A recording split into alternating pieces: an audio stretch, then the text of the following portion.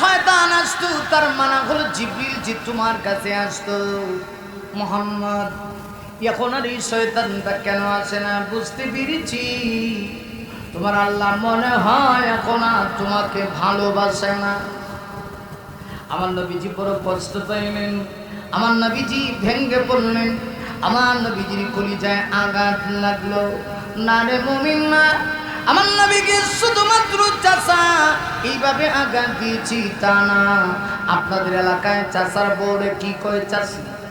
আবুল আহাব নবী চাচা, আবুল আহাবের স্ত্রী তার নাম ছিল উম্মে জামিল। মুমিন রে, উম্মে জামিল এসে আমার আপনার নবীর সামনে এসে ডাক দিয়া কয়, মুহাম্মদ তোমার কাছে যে একটা শয়তান আসতো, শুনেছি এই শয়তানটা নাকি এখন আর তোমার কাছে আসে না। তোমার আল্লাহ মনে হয় এখন আর তোমাকে ভালোবাসে না, তোমার রব মনে হয় তোমাকে ভুলে গিয়েছে।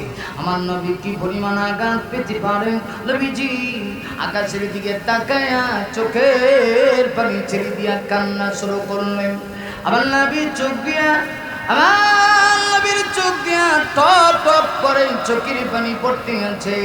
নবীজি আকাশের দিকে তাকায়া আমার আল্লাহকে ডাক দিয়া বলেন, আল্লাহ গো, গোটা মক্কার সব মানুষগুলি যদি আমার বিরুদ্ধে চলে যায় আমি এত কষ্ট পাই না, কিন্তু আমার আপন মানুষ আমার চাচা যে আমার বিরুদ্ধে চলে গেল, আমার চাচি যে আমার বিরুদ্ধে চলে গেল, আমার বিরুদ্ধে যাওয়ার একটাই কারণ, কোরআনের কারণে। আজকে চাচা দেখতে পারে না, আমাকে চাচি দেখতে পারে না। আরো আমার চাচা চাচি বলতেছি তুমি রব নাকি আমাকে ভুলে গিয়েছো? আল্লাহ আমি সব কিছু বরদাস্ত করতে পারি, এটা বরদাস্ত করতে পারি না। আমার নবীজি কষ্ট পাইলেন, আল্লাহ গো কেন জিবরিল আসে না? সত্যি কি তুমি আমার প্রতি রাগ করেছো? একদিন, দুই দিন, 3 দিন এইভাবে করে মোট 15 দিন চলে গেল। আল্লাহ রাব্বুল আলামিন 15 দিন পরে হযরত জিবরিলকে পাঠায় দিয়ে বললেন, জিবরিল দৌড়ে যাও, আমার বন্ধু আঘাত পেয়েছে, আমার বন্ধু কষ্ট পেয়েছে। ওরে জিবরিল আমার বন্ধুর কাছে সূরা দোহা নিয়ে যাও। আরে মুমিন শোনো, আত জিবরিল আমার আপনার কাছে, আমার আপনার নবীর কাছে পবিত্র কোরআনের 93 নম্বর সূরা দোহা নিয়ে আসলেন, নাজিল হয়ে গেল। আল্লাহ রাব্বুল আলামিন জানায় দিলেন, জিবরিল আমার বন্ধুর কাছে গিয়া তুমি দ্রুত তেলাওয়াত করে শোনায় দাও, বন্ধু আঘাত পেয়েছে। অন্যান্য সময় সূরা যখন নাজিল হইত হযরত জিবরিল আস্তে আস্তে আস্তে আস্তে করে তেলাওয়াত করতেন।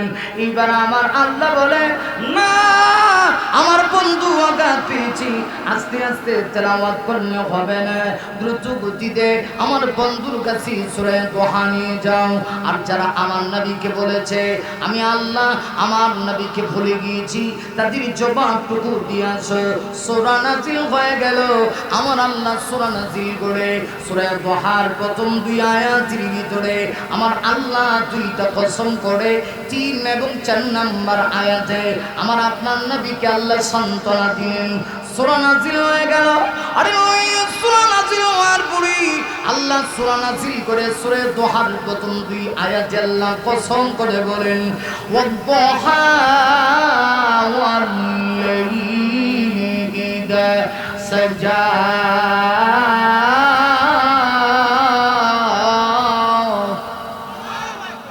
আরেকটু জোরে বলা যায় না আল্লাহু আকবার?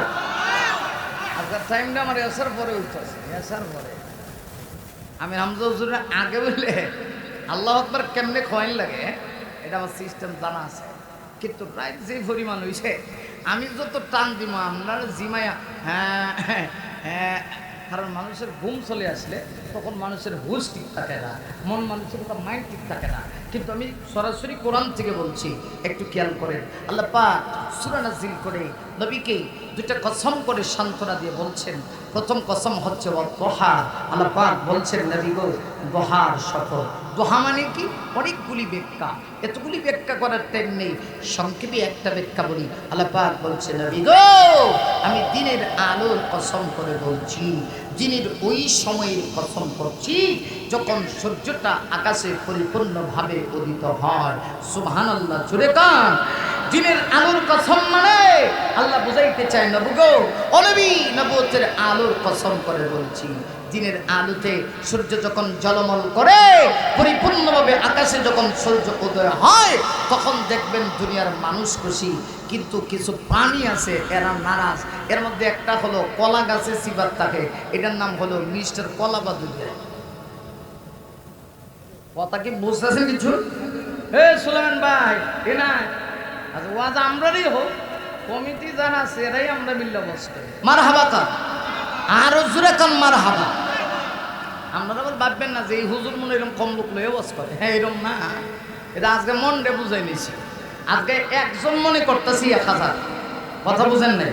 আর নাহলে মুখ দিয়ে টান বাড়ি বই টান কইলে যে ভারি দিব কথা। আল্লাহ পাক বুঝাই নবী গো, আকাশে যখন সূর্য উদয় হয়, সূর্যের আলো উঠলে পৃথিবীর সবাই খুশি, কিন্তু কিছু কলা বাদুর আছে এরা খুশি হয় না। ঠিক তদ্রুপ ভাবে নবুয়তের আলো যখন উঠে গেছে, কিছু উম্মতের ভিতরে কলা বাদুর মার্কা উম্মত আছে, যেমন আবু লাহাব, এরা কিয়ামত পর্যন্ত খুশি হবে না। তাতে আপনার সমস্যা কথা বল না কেন? ঠিক না নবী, আপনি কোনো টেনশন করবেন না। আল্লাহ ডাক দিয়ে কই নবী গো, আমি দিনের আলোর কসম করে বলছি, তার মানা হলো দিন কসম। একটু জ্ঞান করো মুমিন, মানব জীবনের সবচেয়ে দামি জিনিসের নাম হলো হায়াত, হায়াতি জিন্দেগি। এই হায়াতি জিন্দেগির প্রতিটা রাতের ভিতরে, প্রতিটা দিনের ভিতরে, 24 ঘন্টা সময়ের ভিতরে 3 রাত আছে। আল্লাহ কয় নবী গো, দিনের আলোর কসম করে বলছি, 2 নাম্বার হলে বললে ইদা সাজা, রাতের অন্ধকারের কসম। ওই সময় যখন অন্ধকারাচ্ছন্নতা পরিপূর্ণভাবে লাভ করে, এর অর্থ হলো দিনেরও কসম, রাতেরও কসম, হায়াতের কসম, 3 রাতের কসম করে আল্লাহ বলে, নবী গো আপনি কষ্ট পাইন না। আপনার চাচা কয় আমি আল্লাহ নাকি আপনাকে ভুলে গিয়েছি? না নবী না, আমি আপনাকে ভুলে যাইনি। আল্লাহ 3 নাম্বার আয়াতে নিজে বলেন, মা ওয়াদাআকা রাব্বুকা ওয়া মা ক্বালা।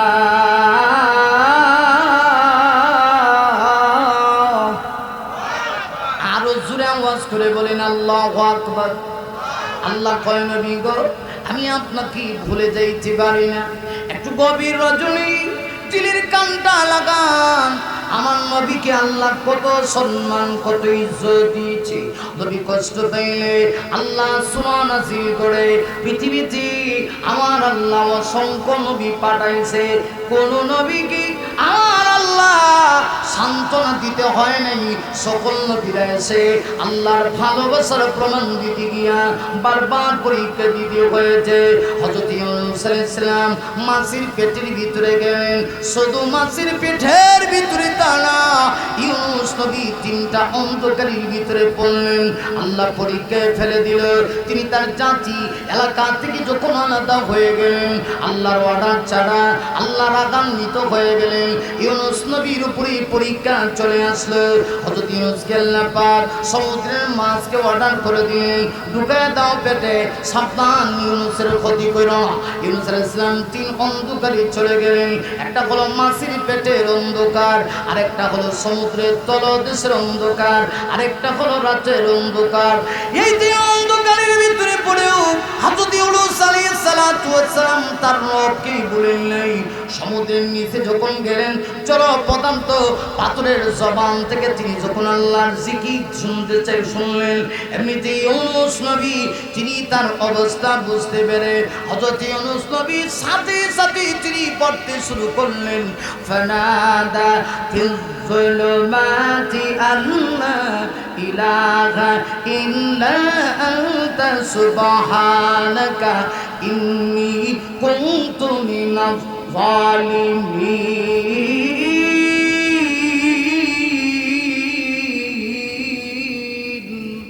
নারী মহিলা হযরত ইউনূস নবী শুধুমাত্র এই কথা বলে শেষ না।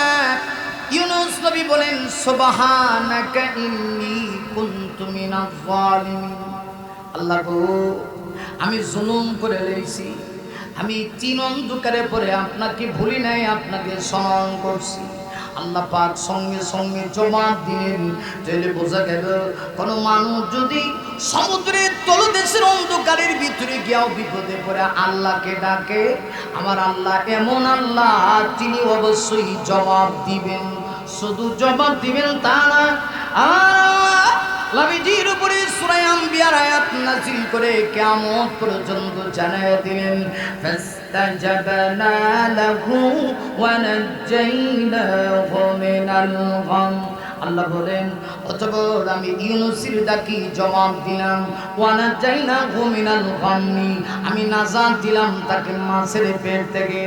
আর নবী সাল্লাল্লাহু ইউনূস নবীকে আমি মাছের পেট থেকে নাজাত দিয়েছি তা না, কাদালিকা নুনজিল মুমিনিন, কিয়ামত পর্যন্ত মুমিনরাও যদি এইভাবে বিপদে পড়ে আমি আল্লাহর দ্বারস্থ হতে পারে, আমি আল্লাহকে স্মরণ করতে পারে, আল্লাহ বলেন আমি তাদের ডাকেও জবাব দিব।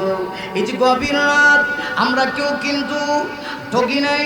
এই মুহূর্তে আমরা বসে আছি যখন পৃথিবীর সকল রাজা বাদশার দরবার বন্ধ, কিন্তু আল্লাহর দরবার এক সেকেন্ডের জন্য বন্ধ হয় না। সকল রাজা বাদশা ঘুমায়, আরে আমার আল্লাহ বলে বান্দারে আমি এক মুহূর্তের জন্য ঘুমাই না। কেন ঘুমাই না জানোস? তুই মুসিবতে পড়ে চলো, তুই আমাকে স্মরণ করলে আমি জবাব দিতে পারি। গভীর রজনীতে আপনার স্ত্রী আপনার পেটে ব্যথা শুরু হয়ে গেছে, বলির তারনায় আপনি ডাকেন, এ রহিমা উঠবে না, কারণ রহিমা মানুষ, হে তো আল্লাহ না। আল্লাহ কয় আমি আল্লাহ, আমি ঘুমাই না রে বান্দা, ঘুমাই না। কেন ঘুমাই না জানোস? আমি ঘুমাই না, আমার বান্দা যদি মুসিবতে পড়ে যদি আমাকে স্মরণ করে আমি কেমনে তার ডাকে জবাব দিব? এজন্য 24 ঘন্টা সময়ের ভিতরে আল্লাহর একটা সেকেন্ডও উঙ্গানো লাগে না। তাই আসুন যে কথা বলছিলাম, আল্লাহ নবীকে ডাক দেয়া কয়, নবী গো, পৃথিবীতে যত নবী পাঠাইছি সকল নবীরা পরীক্ষা দিয়েছে। ইউনূস নবী মাছের পেটের ভিতরে গিয়া আল্লাহর ভালোবাসার প্রমাণ দিয়েছে। সকল নবীরা আল্লাহকে ভালোবাসে, এই প্রমাণ দিয়েছি। কিন্তু আপনি কষ্ট পাইলে আমি আল্লাহ আপনার পক্ষে শরণার্থী করি। নবী গো, আপনার চাচা বলে আমি আল্লাহ আপনাকে বলে গিয়েছি, আমি আল্লাহ দুইটা কসম করে বলি, মা ওয়াদ্দাকা রাব্বুকা ওয়া মা ক্বালা। সূরা দুহা 3 নম্বর আয়াতের ভিতরে আল্লাহ বলে, নবী গো, আপনার রব আপনাকে ছেড়ে দেয়নি, আপনার প্রতি অসন্তুষ্ট হয়নি। না শুধু দাঁড়া, আল্লাহ 4 নম্বর আয়াতে সূরা দুহা 4 নম্বর আয়াতের ভিতরে এবার আমার আল্লাহ বলেন, ওয়ালাল আখিরাতু খায়রুল লাক। নবী গো, ইহকালের চাইতে পরকাল উত্তম, দুনিয়ার চাইতে আখিরাত উত্তম। নবী, দুনিয়ার জীবন ক্ষণস্থায়ী, এই ইহকালে আপনাকে কত কষ্ট দেয়, নবী গো আপনি কষ্ট পাবেন না, আখিরাতে আপনার জন্য সম্মানজনক পুরস্কার রয়েছে। আমার নবীকে অনেক কত কষ্ট দিয়েছি, আমার নবী মক্কায় কষ্ট পেয়ে তায়েফেও গিয়েছিলেন। তায়েফে যাওয়ার পরেও ওরা আমার নবীকে এত কষ্ট দিল, তায়েফের ময়দানে আমার নবীকে আঘাত করে করে রক্তে রঞ্জিত করে ফেলেছে। তায়েফের ময়দানে আমার নবী কালিমার দাওয়াত নিয়ে যখন গেলেন, হযরত যায়েদ ইবনে হারেসা আমার নবীর পালক পুত্র, তিনি বলেন নবী নবীর সঙ্গী ছিলাম, রাহমাতুল লিল আলামিন মক্কা থেকে কষ্ট পায় তায়েফে গিয়েছিলেন, ভেবেছিলেন তায়েফের লোকেরা মনে হয় আমার সঙ্গে খারাপ আচরণ করবে না, কিন্তু তায়েফবাসী এত নিষ্ঠুর, আমার নবীর গায়ে বিষাক্ত পাথরের কণা দিয়া, ছোট ছোট বাচ্চা দিয়া তারা আঘাত করতে শুরু করলো। এমনভাবে আমার নবীকে বিষাক্ত পাথরের কণা দিয়া আঘাত করতে শুরু করছে, নবীজির রক্ত মুবারক শরীর থেকে বের হতে শুরু হয়ে গেল। অথচ যায়েদ বলেন, আমি তাকে দেখি নবীজি রক্ত জমিনে পড়তে দেন না, আল্লাহর নবী নিজের জুব্বা দিয়া জামা দিয়া বারবার রক্ত মুছতে আছে। অথচ যায়েদ ডাক দিয়া কয়, আরে রক্ত এইভাবে মুছছেন কেন? নবী ডাক দেয়া কয় যায়েদ রে, রক্ত যদি জমিনে পড়ে যায়, আল্লাহ না করো আমার উম্মতের উপরে আল্লাহ গজব নাযিল করবে, আর আমি নবী তাকায় দেখব উম্মত ধ্বংস হয়ে যাবে, তা না। তাই সেই দৃশ্য দেখে আমার আল্লাহ জিবরিলকে পাঠায় দিলেন। হযরত জিবরিল এসে আমার নবীকে ডাক দিয়া কয় ইয়া রাসূলুল্লাহ, একটু অর্ডার করুন তায়েফের দুই দিক থেকে দুইটা পাহাড় চাপিয়ে দিই, এই উম্মতগুলিকে ধ্বংস করে দিই। নবী ডাক দিয়া কয় না রে জিবরিল না, আমি যদি এদেরকে বদুয়া দিই আমি কার কাছে দিন দাওয়াত নিয়ে যাব? একটু চিন্তা করে দেখুন আমার নবী কত কষ্ট করেছে। তাই আল্লাহ ডাক দিয়া কয় নবী গো, কষ্ট থাকবে না, ইহকালে আপনার কষ্ট হচ্ছে, তবে অপেক্ষা করুন, পরকালে এর চাইতে বেশি বদলা আমি দিব। এই গেল একটা ব্যাখ্যা। দুই নম্বর ব্যাখ্যা, ওয়ালাল আখিরাতু খায়রুল লাকা মিনাল উলা, নবী গো ইহকালের চাইতে পরকাল উত্তম। এর দুই নম্বর ব্যাখ্যা হলো নবী গো মক্কি জীবনে কষ্ট করেছেন, মাদানী জীবনে গেলে আর কষ্ট করতে হবে না। মক্কায় শুধু মাইর খাইছেন, মাদানী জীবনে গেলে আবার উল্টা আপনি মাঝে মধ্যে মাইর দিবেন, কারণ নবীর দুইটাই সুন্নত। আমরা মাইর খাওয়ার সুন্নত মানি, মাইর দেওয়ার সুন্নত মানি না। অথচ ইসলাম একটার নাম না, ইসলাম দুইটার নাম। নবী মাইরও খাইছেন, আবার মাঝে মধ্যে আমার নবীজি মাথা উঁচু করে মার দিয়েছেন, ঠিক কিনা?